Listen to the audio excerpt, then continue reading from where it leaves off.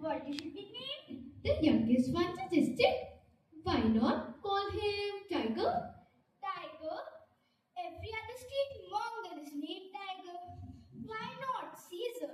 Caesar, if census was taken of dogs, you would find at least 15,000 Caesars in South India alone.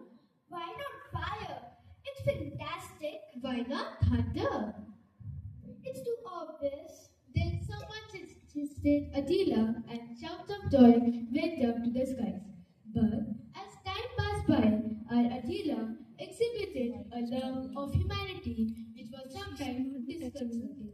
He stood up 20 inches high, and that was all. Gradually, he realized that his bouncing advances caused much unhappy misunderstanding, and so when the gate clicked, he hardly stirred and made a leap. Somebody asked, he eats like an elephant, said the mother of the family. You can employ 2 watchmen for the price of the rice and meat he consumes. Someone comes every morning and takes away all the flowers in the garden, and Attila won't do anything about it. He has a better business to do than catch flower thieves, said the youngest one, the defender of the dog.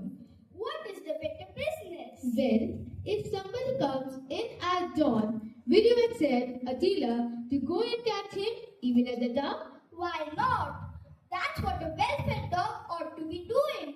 Instead of sleeping, you ought to be ashamed of your dog. He does not sleep all night, mother. I have seen him going round the house watching all night. Really? Does it prowl about all night? Of course, said the defender. I'm quite alarmed to hear it, said the mother. Please lock him up in a room at night. Otherwise, he may call in a burglar and show him round. Left alone, a burglar might be less successful. It wouldn't be so bad, at least if he barked. The young man was extremely irritated at this. He considered it to be the most uncharitable cynicism, but the dog justified it in that very night. Ranga lived 3 miles far from the town. He was a gang coolie, often employed in road mending. Occasionally at night, he enjoyed the profit and thrill of breaking into houses. At 1 o'clock at that night, Ranga removed the bars of a window of a house and slipped in. He edged along the walls, searched all the trunks and almirahs in the house, and made a neat bundle of all the jewelry and valuables he could pick up. He was just starting to go out. He had just taken 1/4 of the gap he had made in the window when he saw Attila standing before. He thought his end had come. He accepted the dog to bark. But not Attila. He waited for a moment, grew tired of waiting, stood up and put his forepaws on the laps of the burglar. He put back his ears, licked Ranga's hands and rolled his eyes. Ranga whispered, I hope you aren't going to bark. Don't you worry, I'm not the sort, the dog tried to say.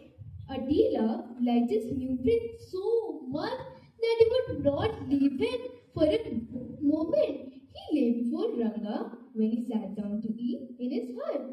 Attila's disappearance created a sensation in the bungalow. Didn't I tell you? The mother said. To lock him up? Now some burglar has gone away with him. What a shame. We can hardly mention it to anyone. The eldest son of the house was going towards the market one day. He saw Attila trotting behind someone on the road. Hey! Shouted the young man. Ranga turned and broke into a run. Attila, who always suspected that his new friend was waiting for his slightest chance to desert him, galloped behind Ranga. Ranga desperately doubled his pace, but Attila was determined to stick to him at any cost. As a result, he ran so fast that he overtook Ranga and consumingly blocked his way. Ranga stumbled over him and fell.